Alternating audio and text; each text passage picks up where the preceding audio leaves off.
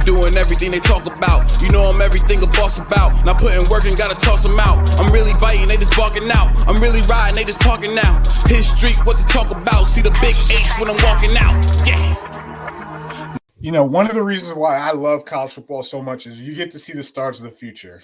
You get history in most college games. You get the pageantry, the passion, the fan base, tailgating, a lot of unknowns. A lot of stars are born and made in college before they go on to other adventures, right? College football is so great, right?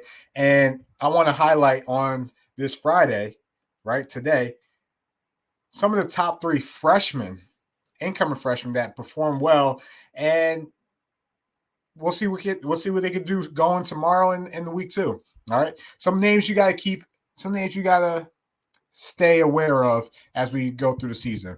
And one of the first names I want to highlight is a heavy receiver room. This guy, Ryan Williams. Ryan Williams, 2 catches, 139 yards, 2 touchdowns, in a blowout. Alabama blew out, I believe it was Western Carolina or something. But this guy, every time he touched the ball, he scored, right?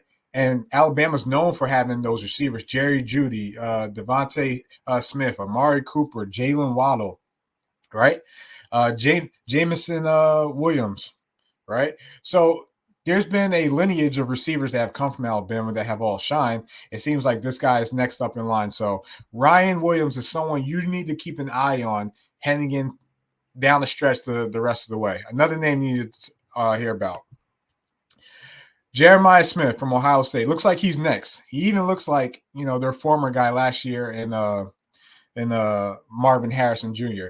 But, I mean, he had a game too: 6 catches, 92 yards, 2 touchdowns. And he balled against Akron, right? And Ohio State, they play well. So it looks like they're a team that just reloads at the position. Brian Hartline, former Ohio State alumni, played receiver for the Miami Dolphins, now coach at Ohio State. He's just been breeding these guys, right? You think of Emeka Egbuka, who's there now.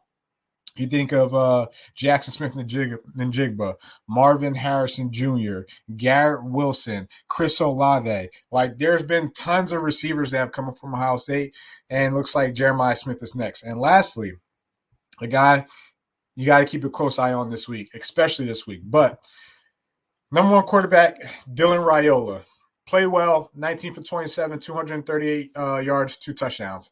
All right, for Nebraska, a team that's been looking for their quarterback for a while, a team that's had a great history in the past of being dominant, back in the day, and looking to get back to where they are. Guy that kind of looks like Patrick Mahomes if you look him up.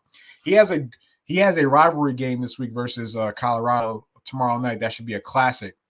And something we should all, pay attention to and keep an eye on, along with some other games. But that game is particularly one, that, we've talked about it, yesterday in yesterday's episode. That game is something that I was going to catch a lot of people's attention. And again, we'll see how he performs versus a quality opponent better than UTEP.